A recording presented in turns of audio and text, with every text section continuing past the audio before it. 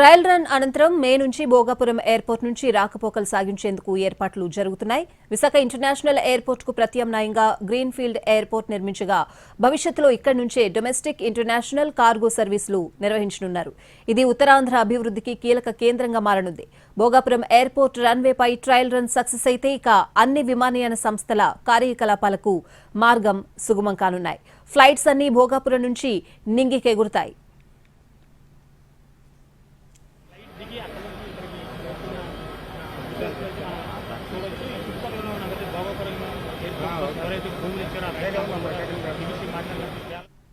ఉత్తరాంధ్రకు Bhogapuram airport game changer అని అభిప్రాయపడ్డారు కేంద్ర మంత్రి రామ్మోహన్ నాయుడు.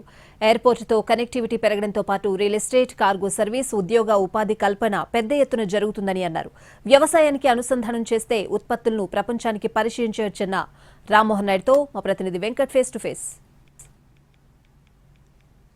ప్రస్తుతం రన్వే పైన టెస్ట్ నిర్వహించడం జరిగింది. దీనికి సంబంధించి పూర్తిగా చూస్తున్నాము. ఇప్పటికే రామ్మోహన్ పూర్తి స్థాయిలో దాంట్లో రావడం జరిగింది. సార్, ఈ భోగపురం ఎయిర్పోర్ట్ ప్రస్తుతం ఇప్పుడు రన్వే మీద మీరు టెస్టులు నిర్వహించడం జరిగింది. అలాగే ఈ భోగపురం ఎయిర్పోర్ట్ 18 నెలలుగా మీరు చేస్తున్న కృషి అద్భుతంగా చెప్పుకుంటున్నారు. అయితే ఇంత శరవేగంగా ప్రజలకు అందుతుందని మీరు తొలుత భావించారా? మొదట్లో కొంచెం భయం ఉండింది. నాకు ఇంకా గుర్తు, జూలై 11వ తేదీన అనుకుంటాను మొట్టమొదటిగా ముఖ్యమంత్రి గారు ప్రమాణ స్వీకారం చేసిన తర్వాత భోగాపురం చూడాలని ఆయన వచ్చారు. నేను కూడా సమయంలో వస్తే ఒక ప్లాన్ చెప్పాం. డిసెంబర్ 2026 కల్లా మేము కట్టి చూపిస్తాం సార్ మీకు అని అంటే, నువ్వు మంత్రిగా ఉండి డిసెంబర్ వరకు ఎందుకయ్యా, నువ్వు జూన్లోనే చేయాలని ఒక ఛాలెంజ్గా, యువకుడుగా ఒక ఛాలెంజ్ నాకు అప్పచెప్పడం జరిగింది. 18 నెలల్లో 23% నుంచి 95% వరకు మనం తీసుకొని వచ్చాం. అతి త్వరలో ప్రారంభోత్సవం కూడా చేసుకోబోతున్నామనంటే నిజంగా ఇది ఒక రికార్డు లాగే. వైజాగ్ లో ఉన్న కనెక్టివిటీ అంతా కూడా ఇక్కడికి ట్రాన్స్ఫర్ అవుతుంది. ఏ ఫ్లైట్స్ అయితే అక్కడ నుంచి వెళ్తున్నాయో, కమర్షియల్ అన్ని ఇక్కడ స్టార్ట్ అవుతాయి. కానీ టైం కూడా మాకు కొంచెం ఉంది. ఇప్పుడు స్టార్ట్ అవ్వడానికి ఒక 4-5 మంత్స్ ఉంది కాబట్టి ఎయిర్లైన్స్ తో చాలా యాక్టివ్ గా డిస్కస్ చేస్తున్నాం. రాష్ట్ర ప్రభుత్వం నుంచి, కేంద్ర ప్రభుత్వం నుంచి ఇద్దరం కూడా ఎయిర్లైన్స్ తో మాట్లాడి ఇంకా ఎలా ఇంప్రూవ్ చేయొచ్చు. డొమెస్టిక్ లో కొన్ని డెస్టినేషన్స్ ఉన్నాయి. వారణాసికి, వైజాగ్ నుంచి గోవాకి, కొచ్చిన్కి ఇలా కనెక్ట్ చేయాలని ఎక్కువగా డిమాండ్ వస్తుంది. దానితో పాటు ఇంటర్నేషనల్ కనెక్టివిటీ, మన దుబాయ్ కానీ ఇంకా పెద్ద పెద్ద సిటీస్.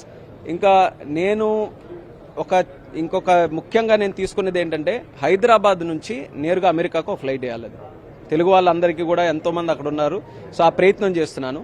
అది ఒకసారి అయితే ఆ హైదరాబాద్ నుంచి మనం వైజాగ్ కూడా ఎలాగా కనెక్ట్ చేస్తే, వైజాగ్ లో ఎక్కితే నేరుగా మళ్ళీ అమెరికా వరకు వెళ్లే విధంగా చేయాలనేది ఒక గోల్ గా పెట్టుకున్నాను. అది ఎప్పుడు అవుతుందో ఎలా అవుతుందో ఇప్పుడైతే చెప్పలేను. కానీ ఎయిర్లైన్స్ అందరితో కూడా చాలా పగడ్బందీగా మాట్లాడుతున్నాం. అట్లీస్ట్ ఫస్ట్ హైదరాబాద్ తో స్టార్ట్ చేయాలన్న ప్రయత్నం నేను చేస్తున్నాను. సో అది కూడా అయితే మనకి కనెక్టివిటీ పెరుగుతుంది. వైజాగ్ కూడా క్రమేపీ డిమాండ్ పెరుగుతుంది వైజాగ్ కూడా. సో కనెక్టివిటీ మీద దాని ప్రభావం పడబోతుంది కాబట్టి కనెక్టివిటీ పెంచుతాం. అలా మీరు ఫస్ట్ ట్రావెల్ చేసినప్పుడు మీ అనుభూతిని చెప్పండి ఒక్కసారి. అంటే అల్లూరు సీతారామరాజు ఎయిర్పోర్ట్ కి మీరు వస్తున్నాం అనే టైంలో మీరు ఎంత నిజంగా చాలా అద్భుతంగా అనిపించింది. ఆ మాట వినడానికి ఎన్నో సంవత్సరాలుగా ప్రజలందరూ కూడా వేచి చూశారు. అవకాశం మొదటగా నాకు దక్కింది. ఆ పైలట్ చెప్తుంటే నిజంగా చాలా ఆనందంగా అనిపించింది. ఇంటర్నేషనల్ ఎయిర్పోర్ట్ ప్రస్తుతం ఏవైతే కమర్షియల్ ఫ్లైట్స్ రావడం జరిగిందో, అలాగే రాబోయే రోజుల్లో ఇంటర్నేషనల్ ఫ్లైట్స్ కూడా వచ్చేందుకు అన్ని ఏర్పాట్లు చేస్తున్నామని చెప్పారు. అలాగే ఈ ప్యాసింజర్స్ కనెక్టివిటీని పెంచే విధంగా పూర్తి స్థాయిలో అన్ని సదుపాయాలు కల్పించేలాగా ప్యాసింజర్స్ కి ఎటువంటి ఇబ్బంది లేకుండా అన్ని ఏర్పాట్లు చేస్తున్నాము. ఈ ఇంటర్నేషనల్ ఎయిర్పోర్ట్ రాబోయే రోజుల్లో ప్రతి ఒక్కరికి కూడా ఒక ల్యాండ్ మార్క్ కాబోతుంది అనేది చెప్తున్న ప్రశ్న.